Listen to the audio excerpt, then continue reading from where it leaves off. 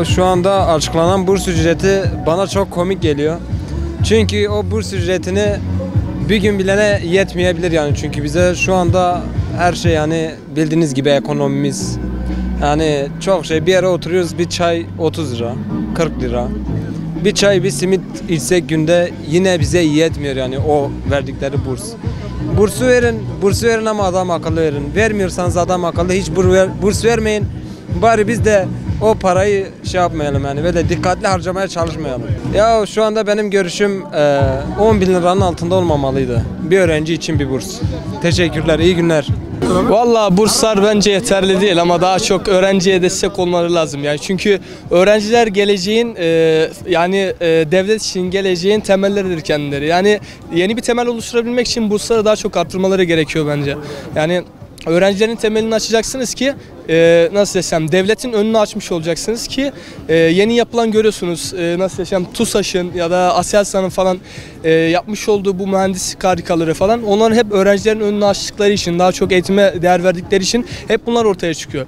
Bunları daha da geliştirmek için, daha da öne sürebilmek için devletin öğrencilere ve kendisine yapmış o, aslında öğrenci yaptığı yatırımı kendisine de yapmış oluyor. Yani bu yatırımları daha da arttırması gerekiyor bence. Ya minimum bence 4 bin lira olması gerekiyordu ya öğrencinin, 4.000-4.500 civarı. Çünkü öğrencinin bazı ihtiyaçları oluyor biliyorsunuz. Yani bazı şeyler olsun, aksaklıklar falan. Çünkü nasıl desem, öğrencinin kullanmış olduğu kırtasiye harcamasında falan öğrenci hakikaten sadece gittiği zaman kitaplar esnasında veya sadece destek malzemeleri konusunda bile yani o civarın üstüne bile çıkabiliyor hakikaten. Yani biraz daha fazla olması gerekiyordu bence. Hocam yani burs miktarı şu anki olduğu gibi hiçbir faydası olmayacak öğrencilere. Yani 2000-3000 lira bir öğrencinin bir aylık geçimini sağlayacak mı? Hiç kimse bunu bilemez.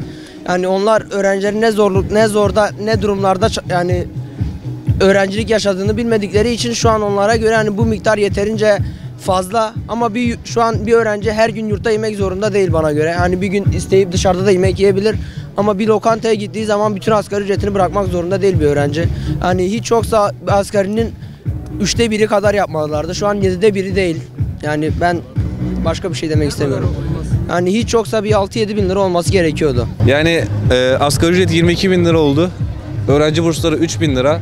Bir öğrencinin aile evinden uzakta tek başına yaşadığını varsayarsak, evde kalmasa bile, yurtta kalsa bile 3 bin lirayla geçinebilecek bir öğrenci varsa elini öper başıma koyarım. Bununla geçinebileceğini düşünen kim varsa da teşekkür ediyoruz tüm öğrenciler olarak. Ya 3 bin lira olmamalıydı. Önce onu söyleyelim. Ama yani nereden baksanız, en azından krediler için söyleyeyim, zaten geri ödenecek. Devletin hibe verdiği bir şey değil, geri istediği bir şey. En azından 7 bin, 8 bin olsa okeydik yani. Önceki gibi hiçbir faydası yok.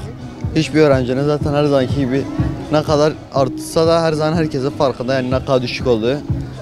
Yani sadece benim için değil, bu bütün öğrenciler için geçerli. Daha fazlasını söylemem, bence ne benim için ne de çevremdekiler için iyi olmaz. Hiç yoksa en azından 3'te 1'i olması gerekiyordu yani, normalde de öyle olması gerekiyor. Öyle yani. Teşekkürler.